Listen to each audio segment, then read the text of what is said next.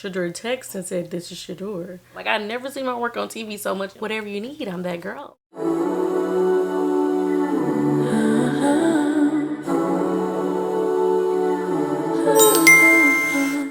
Hi friends, my name is Indyca Jordan and I am a seamstress and fashion designer here in Dallas, Texas. So how did you get this opportunity? So I met Bucky at Golden Dior in Dallas, Texas. They're currently not open anymore, but it was a time when they were open and I loved it there. So while I was there, I met Bucky and JB and we exchanged phone numbers. I was also there with a client. We exchanged phone numbers. I showed him my work. He liked it. So I met him at the office and when I started working on samples. How did you get another opportunity? He hit me up about his dad needing some alterations. I went out there to do the alterations for his dad. And I also did alterations for Shador as well. And ultimately, I feel like that's how it led me into doing Shador's draft day fit. So with going out to Coach Prime's house to do his alterations, it was like a week before the Super Bowl. So I was there for about 5 days consecutively, just getting everything done. I brought my sewing machine, my serger. I had my brother driving me out there. It was about an hour away from Dallas. And I had him helping me as well because, you know, we needed all hands on deck. On the last day of doing the alterations, I misinterpreted what Coach Prime wanted me to do on his pants. So he called me and he was asking me, you know, what did I do to the pants? And I told him. So I just quickly apologized and let him know that I could definitely come back and fix those pants.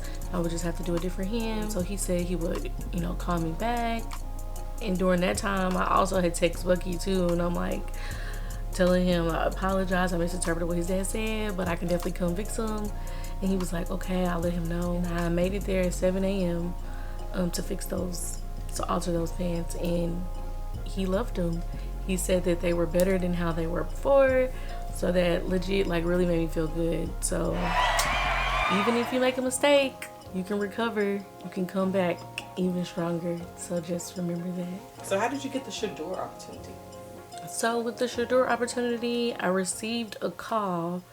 It was about midnight when I received the call, and it was actually landed on my daughter's birthday, March 22nd. I received a call and my daughter had picked up the phone. She was still up. She picked up the phone, but it was a random number that I didn't have saved, so I hurried up and hung up the phone, and then Shedeur texted and said, "This is Shedeur."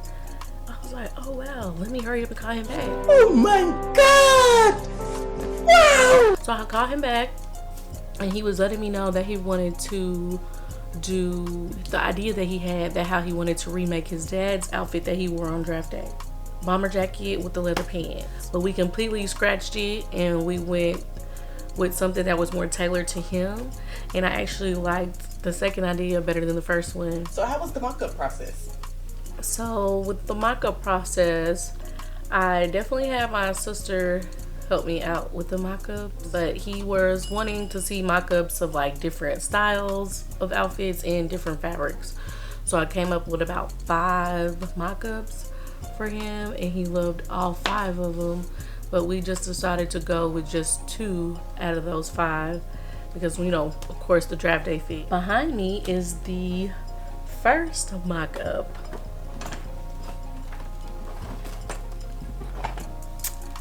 Yep. So who did the embroidery?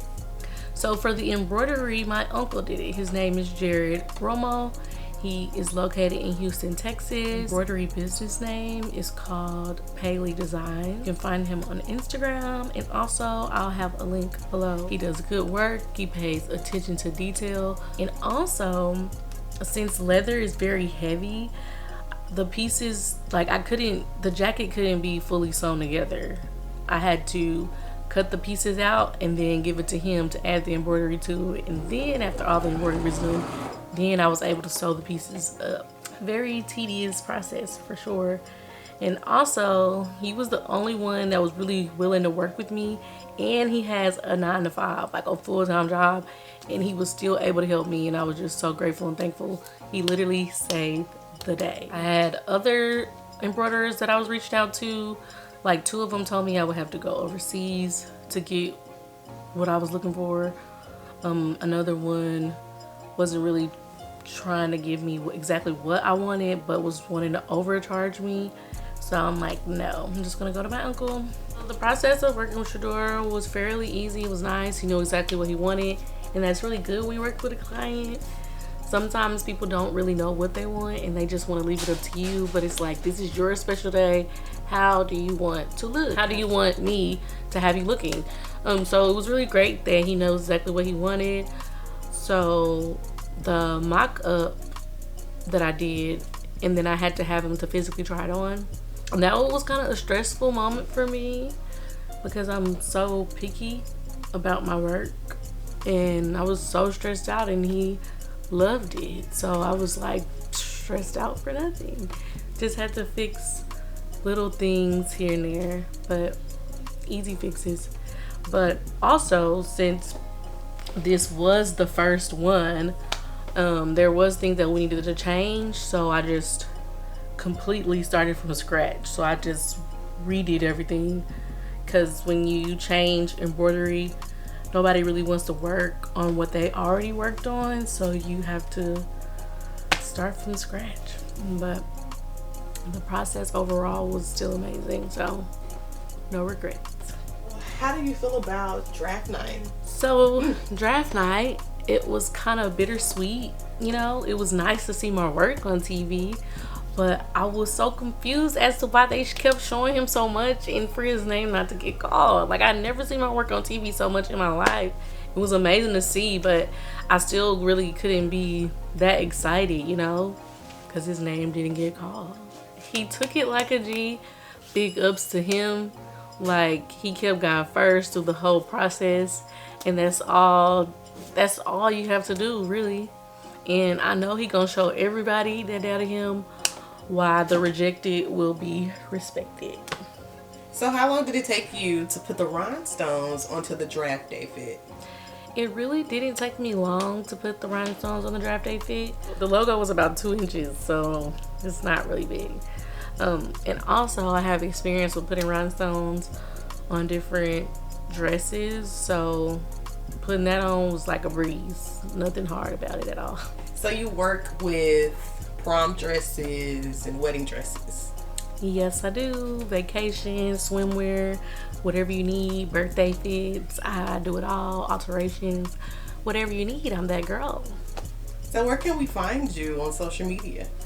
You can find me on Instagram, you can find me on Facebook, you can find me on YouTube, and the link will be down below. Thank you, friends, for listening in to my interview. I hope you guys liked it. If you have any questions or any feedback, put it in the comments, please.